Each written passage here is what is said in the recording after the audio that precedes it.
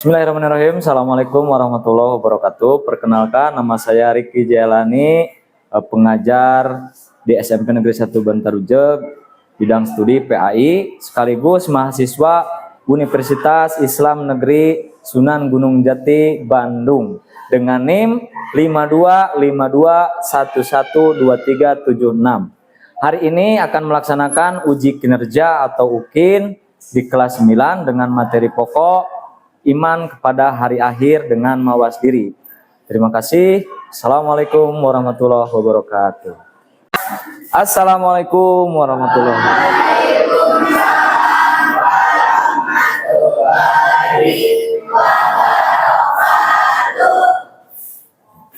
Silahkan Ilham memimpin doa terlebih dahulu. Duduk siap. Sebelum kita belajar, mari kita berdoa. Berdoa dimulai.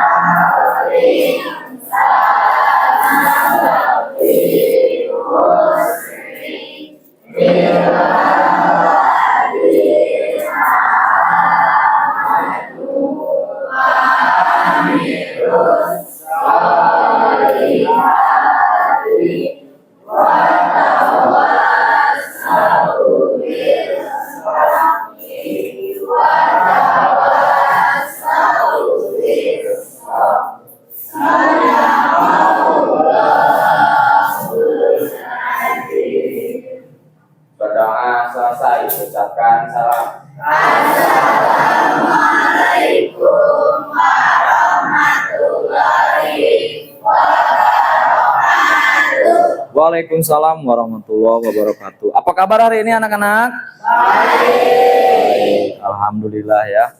Ada yang tidak hadir atau hadir semua? Siapa yang tidak hadir? Elsa. Kemana Elsa? Sakit. Oh, Elsa sakit.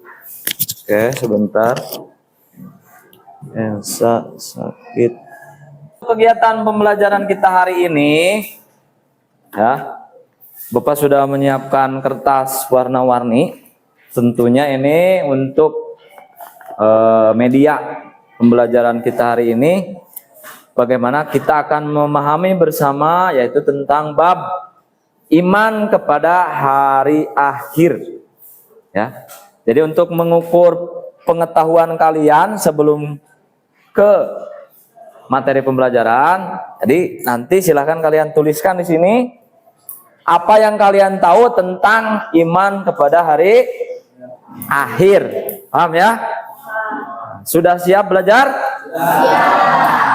Iya. Coba kita cek. Jawaban dari Jilpa, hari akhir adalah hari hancurnya seluruh dunia. Nah, intinya ketika kita simpulkan, kalian itu sebetulnya sudah tahu tentang materi hari akhir atau hari kiamat. Yang akan menuntun kita di pembelajaran kali ini, yang pertama itu meyakini hari akhir terbagi menjadi dua, ada kiamat sugro, ada kiamat kubro. Nah, dalam kiamat sugro dan kiamat kubro pasti itu nanti ada definisi atau pengertian. Nah, ini tadi sudah kalian ungkapkan sebetulnya ya, bahwa tujuan pembelajaran kita pagi ini yang pertama menjelaskan pengertian hari akhir. Nah, ini sebetulnya sudah ya. Kalian sudah, tapi Bapak mengharapkan yang lebih kompleks nanti hasil kerja kelompok. Oke, yang kedua, menyebutkan tanda-tanda datangnya hari akhir. Akan kalian gali di kerja kelompok. Kemudian yang ketiga, menyadari pentingnya meninggalkan, menjauhi perbuatan buruk. Kemudian yang keempat, memperkuat iman dan amal soleh. Oke ya. Kita ke kegiatan kelompok. Ini kelompok. Jadi kelompok 1 yaitu membuat peta konsep terkait kiamat sugro. Paham ya?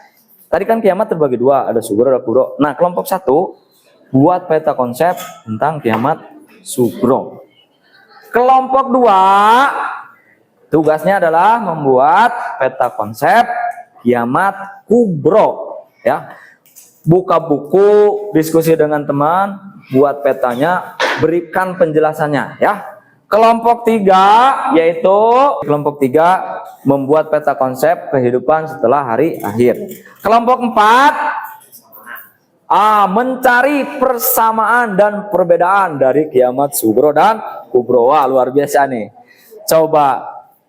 Dan Bapak informasikan dari kegiatan diskusi ini nanti ada 2 penilaian, ya. Jadi ada penilaian keterampilan.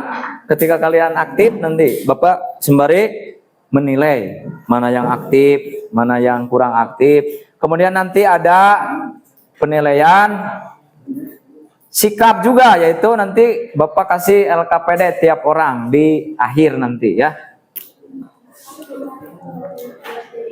Dipastikan bekerja sama karena ini sembari penilaian kinerja, ya, penilaian kinerja. Kelompok 2 Aldia, ya, Andik, Margin. Nah, gitu. Gak apa-apa tulisannya berbeda, nggak jadi masalah. Yang penting itu kerjasamanya, ya. Oke. Wah, hampir beres nih kelompok 3. 2 lagi, ya. Kelompok 3 tinggal 2 lagi. Ayo yang lain termotivasi segera. Kelompok 4 sudah sampai mana? Tinggal bagan perbedaannya. Oke. Rahasia, ya. Rahasia. Andra.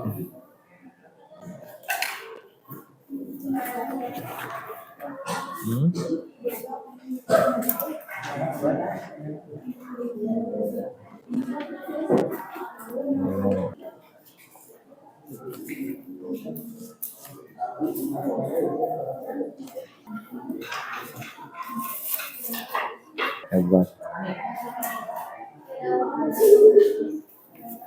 Boleh Bapak lihat kelompok 3 sudah selesai.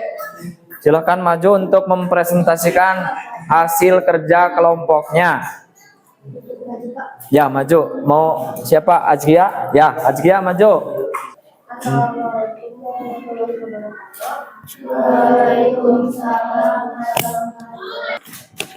Perkenalkan, nama saya Azkia. Saya perwakilan dari kelompok 3 yang beranggotakan Andik, saya sendiri, Zakia, Fahri, Margin, Dafa, dan Hopipah. Di sini kami mendapatkan peta konsep mengenai kehidupan setelah kematian. Kehidupan setelah kematian ada 5, yaitu alam barzah, yaumul ma'ats, yaumul hisab dan yaumul mizan, yaumul jaza dan yaumul mahsyar. Di alam barzah, setelah kematian, roh manusia akan berpisah dari jasadnya dan masuk ke alam barzah. Kemudian akan datang 2 malaikat untuk menanyai mayat tentang Tuhan dan agama. Selanjutnya ada yaumul ba'ats, yaitu pada hari kiamat malaikat Israfil akan meniup sangkakala kedua, kemudian membangkitkan kembali seluruh makhluk hidup, kemudian manusia dibangkitkan dari kuburnya. Selanjutnya yaitu yaumul mahsyar. Setelah dibangkitkan, manusia akan dikumpulkan di padang mahsyar. Kemudian yaumul hisab dan yaumul mizan, yaitu di padang mahsyar manusia akan dihisab atau dihitung secara detail seluruh amal. Amal baik dan amal buruk akan ditimbang pada yaumul mizan. Selanjutnya yang terakhir yaitu ada yaumul jaza. Setelah proses perhitungan dan penimbangan manusia akan melalui jembatan Sirotol Mustaqim. Mereka yang berhasil menyeberang akan masuk ke surga yaitu jannah, sementara yang jatuh akan masuk ke neraka jahanam. Mungkin cukup sekian presentasi dari kelompok 3 yang bertemakan kehidupan setelah kematian. Jika ada koreksi, silahkan disampaikan. Udah, Pak. Sekian, wassalamualaikum warahmatullahi wabarakatuh. Waalaikumsalam warahmatullahi wabarakatuh. Tepuk tangan untuk kelompok 3. Ya, luar biasa. Next, kelompok yang siap tampil, silakan maju. Ya, kelompok 4, Andra. Assalamualaikum warahmatullahi wabarakatuh.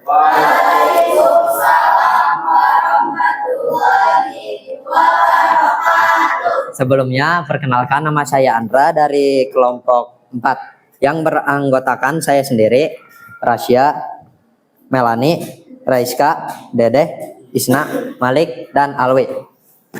Saya akan menyampaikan sedikit presentasi tentang persamaan dan perbedaan kiamat sugro dan kiamat kubro.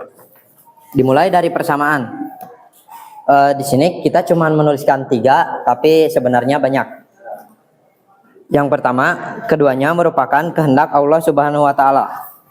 Yang kedua, perintah mengimani 2 kiamat, baik kiamat sugro maupun kiamat kubro. Dan yang terakhir, keduanya menandai berakhirnya sebuah kehidupan di dunia. Langsung lanjut ke perbedaan. Ada 5 aspek. Aspek yang pertama, cakupan. Kiamat sugro, rusaknya sebagian alam semesta atau kehidupan makhluk hidup. Kiamat kubro, kehancuran seluruh alam semesta. Dan aspek waktu. Kiamat sugro dapat terjadi kapan saja dan tidak memiliki waktu yang spesifik. Sedangkan kiamat kubro hanya terjadi pada hari akhir. Aspek sifat. Kiamat sugro sesuatu yang pasti terjadi dan bersifat berkelanjutan. Kiamat kubro peristiwa maha dahsyat yang belum pernah terjadi sebelumnya. Aspek keempat yaitu tanda-tanda. Kiamat sugro tidak memiliki tanda-tanda yang spesifik. Kiamat kubro memiliki tanda-tanda yang spesifik. Dan aspek yang terakhir, aspek contoh. Kiamat sugro, contohnya kematian individu, bencana alam seperti banjir dan tanah longsor. Kiamat kubro yaitu mulai dengan tiupan pertama sangkakala diikuti kehancuran bumi secara total. Mungkin segitu saja presentasi dari kelompok 4. Mohon maaf jika ada kekurangan. Sekian, wassalamualaikum warahmatullahi wabarakatuh. Ya, tepuk tangan untuk kelompok 4. Ya. Oke, next. Berikutnya, ya, dari kelompok 1. Assalamualaikum warahmatullahi wabarakatuh.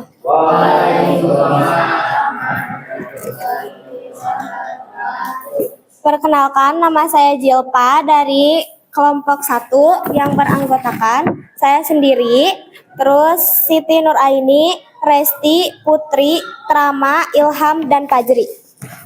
Di sini saya akan mempresentasikan peta konsep kiamat sugro dan pengertiannya. Yang pertama itu ada pengertian, dalil, ciri-ciri, contoh, dan hikmah. Yang pertama, pengertian. Kiamat sugro adalah peristiwa kehancuran dalam skala kecil. Terjadi sebelum kiamat kubro atau besar, dan sebagai peringatan dari Allah atas dosa dan kelalaian manusia. Yang kedua, dalil. Quran Surat Ar-Rum ayat 41. Telah nampak kerusakan di darat dan di laut disebabkan karena perbuatan tangan manusia. Yang ketiga, ciri-ciri. Terjadi secara lokal atau terbatas. Tidak menghancurkan seluruh dunia. Sering terjadi berulang kali. Yang keempat, contoh. Bencana alam, wabah penyakit, kematian seseorang, kejahatan dan kerusakan moral. Yang kelima, hikmah. Sebagai peringatan, mengingatkan bahwa kehidupan bersifat sementara dan melatih manusia untuk bertobat dan memperbaiki diri. Oke, mungkin cukup sekian presentasi dari saya. Mohon maaf jika ada kekurangan. Billahi taufiq wal hidayah. Wassalamualaikum warahmatullahi wabarakatuh. Ya, tepuk tangan untuk kelompok 1. Next, yang akan tampil berikutnya yaitu dari kelompok 2 ya, kelompok 2.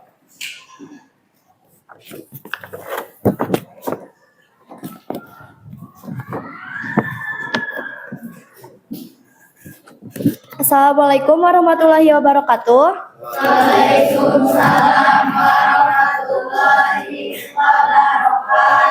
Perkenalkan, nama saya Aldia Sri Rajita. Saya perwakilan dari kelompok 2 akan mempresentasikan hasil diskusi kami yang bertentang kiamat kubro dan kiamat besar. Yang beranggotakan saya sendiri, Aliska, Hovifa, Canasya, Farhan, Fadlil, dan Didin. Di sini ada 4 peta konsep. Yang pertama yaitu pengertian. Kiamat kubro adalah hancurnya alam semesta secara total, tanda dimulainya kehidupan akhirat. Tidak satu makhluk pun yang mengetahui kapan terjadinya kecuali Allah Subhanahu wa Ta'ala. Peta konsep yang kedua yaitu tanda-tanda. Yang pertama, munculnya Dajjal atau pembohong besar dan mengaku sebagai Tuhan. Yang kedua, turunnya Nabi Isa alaihissalam yang akan membunuh Dajjal dan membenarkan ajaran Islam. Yang ketiga, munculnya Ya'juj dan Ma'juj, kaum perusak dari bangsa besar. Selanjutnya, terbitnya matahari dari barat. Munculnya Dabah atau binatang melata yang memberi tanda pada manusia. Selanjutnya, angin lembut yang mencabut nyawa orang beriman. Selanjutnya, kabut tebal atau dukhon yang menyelimuti bumi. Selanjutnya, gempa besar di 3 tempat, di timur, di barat, dan jazirah Arab. Yang terakhir, yaitu api besar dari Yaman, yang mengirim manusia ke tempat berkumpul. Peta konsep yang ketiga yaitu dalil. Yang pertama, terdapat pada Quran Surat Al-Qari'ah ayat 1-5. Yang menggambarkan manusia dan gunung berhamburan. Yang kedua, Quran Surat Al-Zalzalah ayat 1-3. Bumi diguncang dahsyat. Yang ketiga, Quran Surat Az-Zumar ayat 68. Tiupan sangkakala dan kematian makhluk di langit dan di bumi. Yang terakhir yaitu hikmah. Hikmah di sini ada 5. 1. Meningkatkan takwa dan amal soleh. 2. Menumbuhkan rasa syukur. 3. Pertanggungjawaban. 4. Menjauhi kemaksiatan. 5. Senantiasa bertobat. Mungkin cukup sekian presentasi dari saya. Bila ada koreksian silahkan disampaikan. Sekian dari saya. Wassalamualaikum warahmatullahi wabarakatuh.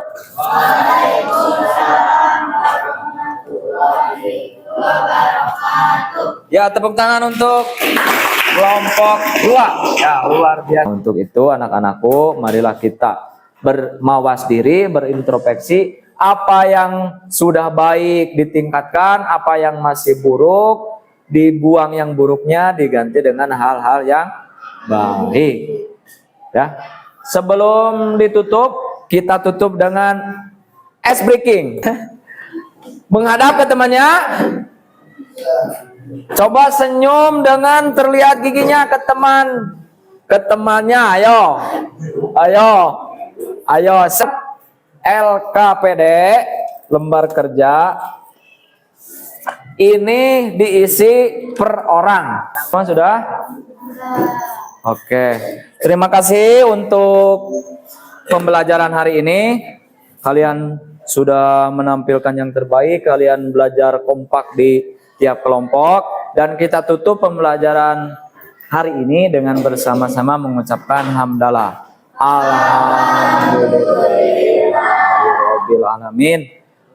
Itu saja dari Bapak. Mohon maaf apabila banyak kekurangan. Wabillahi taufiq wal hidayah. Wassalamualaikum warahmatullahi wabarakatuh. Waalaikumsalam warahmatullahi wabarakatuh.